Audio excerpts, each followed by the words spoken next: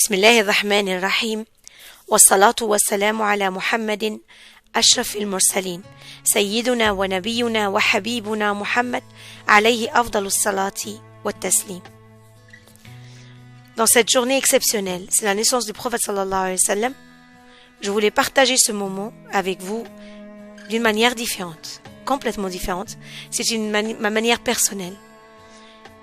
Je voulais partager ce raisonnement, cette pensée, car je tiens à cette pensée-là et une façon de voir le prophète sallallahu alayhi wa sallam que vous connaissez peut-être, mais que vous pouvez aussi découvrir avec moi. Je vais donner quand même quelques explications en arabe pour les arabophones, ce serait plus facile. Et s'il y a une difficulté qui se manifeste, il n'y a pas de souci, je vais essayer de reprendre et essayer d'être très clair. D'abord, je voulais que vous voyiez avec moi cette idée. Parfois, nos âmes ordinaires qui sont dans le quotidien, qui sont bouleversées par le quotidien, on peut trouver quand même, si certains, pas tout le monde, on peut trouver un moment zen. C'est-à-dire un moment qu'on est vide, on fait le vide complet, libre, un apaisement du mental, au-delà de la sensation, au-delà des émotions, au-delà des pensées, tout au fond, à l'arrière-fond. On découvre un silence, vraiment un silence, ce qu'on appelle la pure conscience. La pure conscience qui est paisible, elle est silencieuse, elle est aimante, qui accueille ce qui est sans commentaire ni jugement. Contrairement à ce qu'ils pensent les gens, le silence, ce n'est pas l'absence du bruit.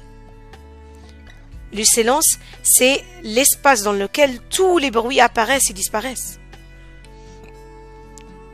On constate même parfois le mouvement de notre personnalité, l'agitation de notre mental, l'anxiété de notre personnalité, le chaos du monde extérieur. On peut même voir parfois, quand on regarde le mouvement de notre personnalité, on a de la compassion, une véritable compassion pour nous-mêmes et aussi pour l'environnement. Et même, on va obtenir un amour désintéressé complètement pour le monde dans sa globalité. Plus on écoute le silence de notre pure conscience, plus le sentiment d'être un moi séparé et différent des autres diminue.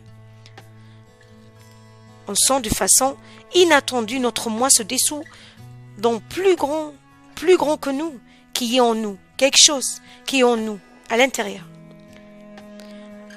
Car le mental, en vérité, notre mental, il utilise ce qu'il aperçoit de sa propre activité pour créer un moi, le jeu, le moi. Et il crée un moi séparé des autres, différent des autres, avec des sentiments, des sensations, etc. Et ce jeu-là, il vient avec tout ce qu'il y a dans la vie. Et après cet état de bonheur, cet état de conscience et cet état très très joyeux au fond, elle commence à partir et on rentre dans le mental. Et le mental, il a besoin de s'identifier dans le silence. Donc on revient à notre état. Imaginez le prophète sallallahu alayhi wa sallam. Le prophète sallallahu alayhi wa sallam, il était dans cet état d'une manière permanente, désintéressement total. Non pas, il reçoit ses sentiments, etc.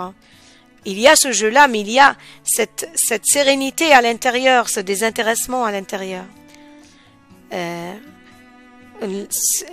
je voulais dire aux gens qui croient que les prophètes ou les envoyés d'Allah subhanahu wa ta'ala sont des gens naïfs, ignorants, simples, ils n'aiment pas la vie. Contraire, c'est tout à fait le contraire. C'est que ces gens-là, et d'ailleurs c'est pour ça qu'ils ont été envoyés, parce qu'ils possèdent ces qualités-là, cette conscience-là, cette façon sereine. Il n'y a pas ce moi-là, il n'y a pas ce moi qui est agité, qui est perturbé, qui veut garder sa limite, son entourage. Il n'y a pas tout ça. Mais vous allez savoir pourquoi ils ont arrivé à cet état-là et c'est quoi qui les a aidés à arriver à cette... ils ont été aidés, ils ont été préparés aussi. Quelqu'un, il m'a dit, dernièrement, il m'a dit, mais le prophète sallallahu alayhi wa sallam, son cœur était lavé, nous, on n'a pas été lavé. Ça, c'est ce que vous avez vu comme visible. Vous n'avez pas vu, j'ai dit que ça, c'était un acte visible. Vous l'avez vu et vous voulez que ça soit vu. Mais il l'a préparé comme il nous a préparé, nous, chacun pour sa mission. Il nous a pas préparé de la même mission parce qu'on ne peut pas porter la même mission. Mais il y a des gens qui vont accompagner du prophète sallallahu alayhi wa sallam. Et on va dire, c'est qui ces gens-là qui vont accompagner le prophète sallallahu alayhi wa sallam? Donc, Allah subhanahu wa ta'ala, il te prépare pour ce que tu as besoin. Il t'a préparé quand tu as choisi ton entourage, ta famille, les personnes que tu vas côtoyer, ton parcours. Ma aradahu Allah waqa wa ma waqa aradahu Allah. Je traduis. Donc, je parlais de cette sakina al-mawjouda fi al-nafs al-dakhiliya. هذه الراحة النفسية. هذه الحساسية والالتماس التماس الداخل في الإنسان يجعلك بعيدا كل البعد عما يحدث في الحياة، عما يحدث في النفس من أحاسيس، يجعلك ترى نفسك ضعيفا وتشفق على نفسك من كتر هذه الحمية في بعض الأحيان والعواطف الهياجة والقلق والجزع والفزع، كلها بما يتعلق في الحياة، كلها تأتي جراء تعلقك بالحياة، جراء تعلقك بأشياء في الحياة. وإذا وجدت هذه السكينة ترتاح، يصبح عندك الجميع، تصبح عندك وكأنك موجود منسوج في نسيج واحد، نسيج معلق بكل الناس، وكأن الناس كلهم واحد ولست شخصا واحدا، لكن الفكر والعقل بحاجة إلى أن يجعل لك أنا، هذا الأنا الذي يؤذيك، هذا الأنا في بعض الأحيان الذي يجعل لك قرارات وأحاسيس وتعامل وفكر وكل هذا، لكنه في بعض الأحيان يؤذيك لأنه يريد أن يثبت نفسه، فيقوم على أسس غير ثابتة، فيجعلك تتألم وتتعلق وتتأثر وتحدث ما لا يستطيع أن يحدثه بعض الناس الذين اصطفاهم الله واختارهم. هم أناس ذوي النفس العالية، ذوي النفوس الطاهرة، ذوي هذا الداخل النقي الذي أعده الله لهؤلاء الناس وساعدهم. كل إنسان قد أعده الله لمهمته. قد يعتبر الجميع، قد يظن الجميع فعلا مهمة الرسول صلى الله عليه وسلم والرسل أجمعين هي مهمة عالية، لكن هناك من سوف يحشر مع الله مع الرسول صلى الله عليه وسلم. إذا هناك أناس سوف يختارهم الله وسوف يعدهم له. لقد أعدهم الله نفسه، أعدهم الله لرفعة الدين ولإظهار الحق، وأعدهم الله بنفس طاهرة. ولكن كيف comment Ces gens qui sont triés, ce sont des personnes qui ont été missionnées pour un peuple donné. Si vous regardez les autres prophètes avant le prophète sallallahu alayhi wa sallam, ils ont été missionnés pour des peuples donnés. Mais le prophète sallallahu alayhi wa sallam était éternellement الدهر كله أرسله للدهر كله, avec un livre éternel, le Coran, un livre éternel. Tous les valeurs, tous les principes, tous les comportements sont connus à travers ces versets. Tout ce qui se trouve dans cette personne-là, qui est fait par une chair et de l'os, tu trouves dans le verset du Coran. Tout son comportement, sa pensée, sa personnalité, elle était des qualités extraordinaires, des qualités meilleures et magnifiques, des valeurs. Et tout ça, il se trouve dans le Coran. Tout ça, il se trouve dans le Coran. Donc, si tu veux rentrer en contact avec le prophète sallallahu alayhi wa sallam, si tu veux rentrer en contact avec une personne comme ça, qui a cette conscience et cet intérieur comme ça, tel qu'on l'a décrit, si seulement ton âme côtoie ces qualités, rien qu'une seule qualité, elle peut peut-être t'ouvrir le chemin et le voir un jour.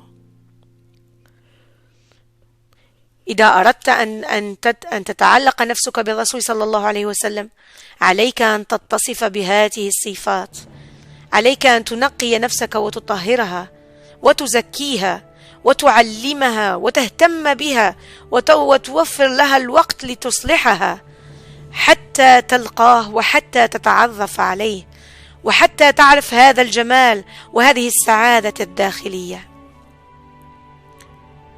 Parce qu'un désobéissant, il cherche toute sa vie peut-être à repentir, ce qui nous arrive à nous tous. Un ignorant, il cherche toujours le savoir, ce qui nous arrive à nous tous. Un perfectionniste, qui aime tout parfait, le muhsinin. Certains soufis, d'ailleurs certaines catégories de soufis, sont vraiment muhsinin. D'ailleurs, il y en a qui disent l'ihsan c'est soufi c'est l'ihsan. Mais certaines personnes là qui sont perfectionnistes, ces gens-là, y compris ces gens-là, tous ces gens-là, ce qu'on a dit, les désobéissants, les ignorants, les perfectionnistes, tous ces gens-là trouvent leurs besoins chez lui, trouvent la réponse à leurs questions chez lui, trouvent un mode de vie chez lui. On ne peut pas trouver quelqu'un, tu ne peux pas être relié à lui si tu es quelqu'un prisonnier dans la vie, prisonnier. C'est-à-dire, le moi là, il a pris le dessus. Ce moi, il a pris le dessus, il t'a laissé dans toutes les énergies ce qu'on a dit autrefois, les énergies là qui sont créées à travers la peur d'existence, la peur d'être toi-même, la peur de te soumettre aux besoins, la peur de sécurité, tout ce genre de peur que ton moi il navigue, il court juste pour essayer de répondre à ses besoins. Ils peuvent pas le connaître ces gens-là, ils peuvent pas. S'ils ne peuvent pas consacrer des moments, rien que des moments. Et lui, il nous a donné l'exemple exprès pour trouver ces moments-là. Allah subhanahu wa ta'ala nous a aidés pour trouver ces moments-là, pour être dans une conscience profonde, pour essayer de regarder toi-même, avoir un regard toi-même, un regard, vous allez avoir pitié de toi-même, mais une compassion pour toi-même. Mais ces gens-là, ils vont pas avoir ces sentiments-là, ils peuvent pas être en liaison avec le prophète sallallahu alayhi wa sallam. Ils ne peuvent pas être en liaison avec lui. Celui qui s'en fout de la justice, celui qui s'en fout, il s'en fout du bien, faire le khayr, al-adl wal khayr, هذا يعني من أساس القرب إلى الله ومن أساس التعرف على الرسول صلى الله عليه وسلم. Allah subhanahu wa ta'ala, quand il a créé Adam à son image, il a tout simplement lui demandé d'être le gérant. وَجَعَلْنَاكَ خَلِيفَةً فِي الْأَرْضِ. Khalifa, c'est le mot, la traduction, elle m'a toujours gêné. La traduction, elle donne pas franchement on cherche parfois un mot français pour se trouver l'équivalent de ce qu'il dit. Istakhlafahum fil ard, khalifa, remplaçant, tu peux dire, un gérant, quelqu'un qui remplace. Mais pourquoi? Il lui a donné tous les outils nécessaires et ce corps, comme il a donné au prophète sallallahu alayhi wa sallam, le même corps. Pourquoi? Pour savoir, pour découvrir, pour acquérir le savoir, pour avoir les grandes valeurs, pour produire, pour être juste, pour être cohérent, pour être en liaison avec lui, avec toutes les qualités qu'Allah subhanahu wa ta'ala il a. Donc on va courir vers obtenir ces qualités-là. Chacun à son niveau, son pouvoir. La yukallifu Allahu nafsan illa wus'aha. Le monde entier n'a pas connu quelqu'un comme le prophète sallallahu alayhi wa sallam. Le monde entier n'a pas connu quelqu'un avec un corps sur terre et un cœur attaché au ciel, comme Muhammad sallallahu alayhi wa sallam. كان جسده في الأرض وقلبه معلق في السماء. C'est le seul à qui il dort, sa prière elle n'est pas annulée. Son wudu il n'est pas annulé. Parfait. Parfait. Son cœur il est complètement attaché à Allah subhanahu wa ta'ala. Il a jamais arrêté cette liaison. Jamais. Il se levait quand il terminait la prière. Quand il termine la prière, il dit, à chaque fois qu'il termine sa prière, il dit, Allahumma rabbana wa rabba kulli shay. Notre Dieu, le Dieu de tout le monde et de tout. Ana shahidun annaka rabbu wahdaka la sharika lak. Je témoigne que tu es mon Dieu. Regardez la relation et on parlera après dans les détails. Allahumma rabbana wa rabba kulli shay. Ana shahidun anna Muhammadan abduka wa rasuluk. Allahumma rabbana wa rabba kulli shay. Ana shahidun anna al-ibada kulluhum ikhwa. Je témoigne que sont tous des frères.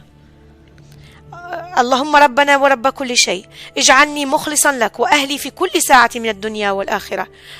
Qu'on soit vraiment l'unicité qu'à toi, tout ce qu'on fait uniquement pour toi, moi, ma famille, mes enfants. يا ذا الجلال والإكرام أسمع واستجب. الله أكبر نور السماوات والأرض. الله أكبر حسبي الله ونعم الوكيل. Tous ces mots-là, toute cette façon de parler, toutes ces paroles, ils reflètent un amour. Ils reflètent un Un amour, c'est cet amour qui l'a pas laissé dormir, même si son corps il s'allonge, même si son cerveau il arrête. Mais son cœur il est là, parce que c'est un amour. Vous savez, les gens ne connaissent pas complètement c'est quoi l'amour. L'amour a été décrit en plusieurs degrés. Il y a plusieurs degrés d'amour. D'ailleurs, Allah il cite quelques degrés d'amour dans le Coran.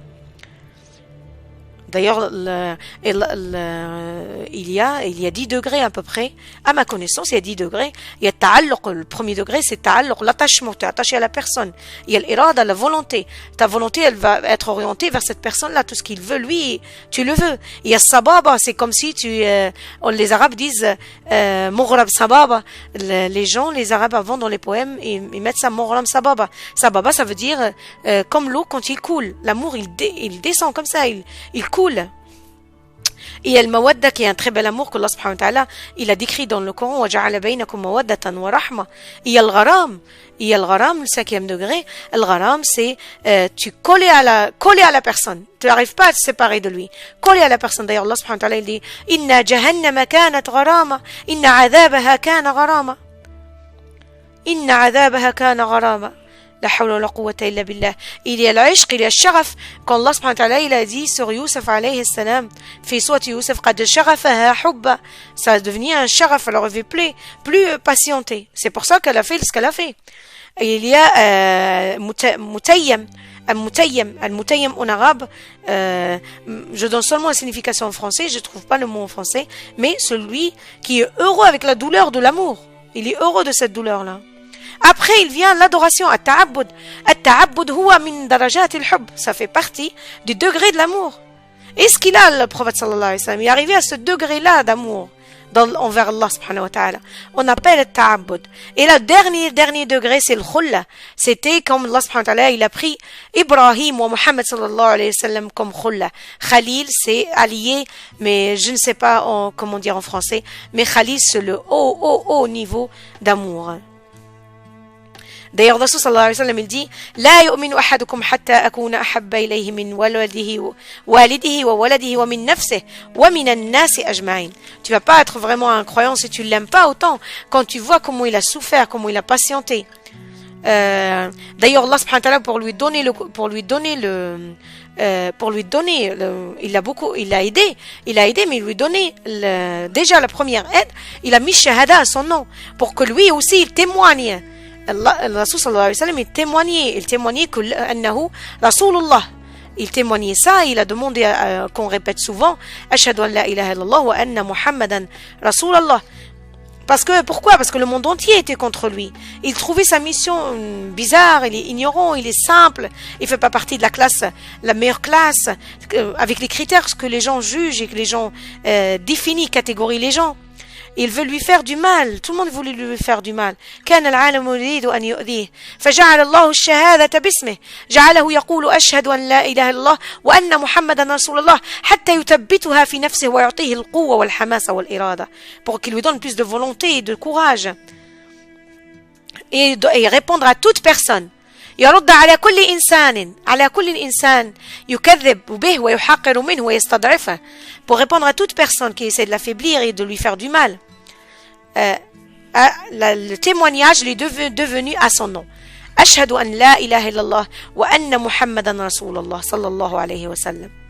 Même Allah, il a donné son témoignage, il a dit لكن الله يشهد بما أنزل إليك أنزله بعلمه والملائكة يشهدون وكفى بالله شهيدا. Regardez Sourate An-Nisa, il y a un verset qui dit qu'Allah témoigne, les anges témoignent aussi que tu es un prophète, mais le témoignage d'Allah c'est suffisant et suffisant.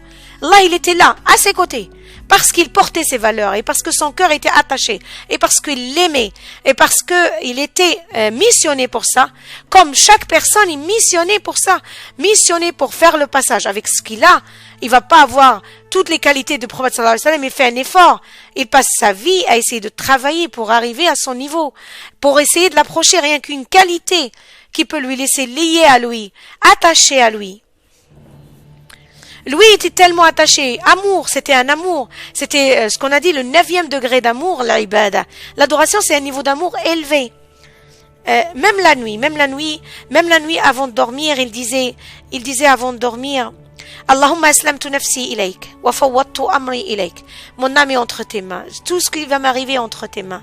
Alja'tu dhahri ilayk raghbatan wa rahbatan ilayk. Je demande des choses de toi, j'aime bien t'approcher. Je demande des choses de toi, plein de choses, wa raghbatan wa rahbatan. Et j'ai peur que tu sois pas content. J'ai peur que dans cet état d'amour et d'esprit, d'appel. Allahumma wala manja minka illa ilayk. Amantu bi kitabika alladhi anzalt wa nabiyyika alladhi arsalt. Lui, il parle. Il dit même sur lui-même, j'ai cru. Et j'ai cru que j'ai porté le message. Et j'ai cru aussi que tu vas faire les choses et que tout est entre tes mains. Et il l'a dit par amour avant tout. Donc même la nuit aussi, il était attaché. Si tu regardes les personnalités qui sont, et d'ailleurs, si on veut regarder les personnalités qui sont très connues, les personnalités qui sont, qui respectent leurs pensées, qui sont toujours avec leurs pensées, qui sont toujours dans l'introspection, qui sont en train de trouver cet état de sérénité à l'intérieur, qui ne sont pas attachés seulement au monde bas, qui ne sont pas seulement dans vouloir, pour juste pouvoir, vouloir pour pouvoir, qui sont dans comprendre, s'approcher, partir dans l'intérieur, trouver, fusionner dans l'ensemble de la nature, savoir connaître Allah, yatadabbaruna fi ayatillah. Ces gens-là, quels que soient ces gens, vous allez les trouver, ce sont des gens atypiques. Vous allez les trouver qui sont des gens qui sont loin de la masse, qui sont pas forcément diffusés dans la masse, parce que ça les dérange. Ils ont besoin de penser, ils ont besoin de réfléchir, ils ont besoin de stimuler cette tête. Ils sont pas là juste pour consommer, vouloir pour pouvoir.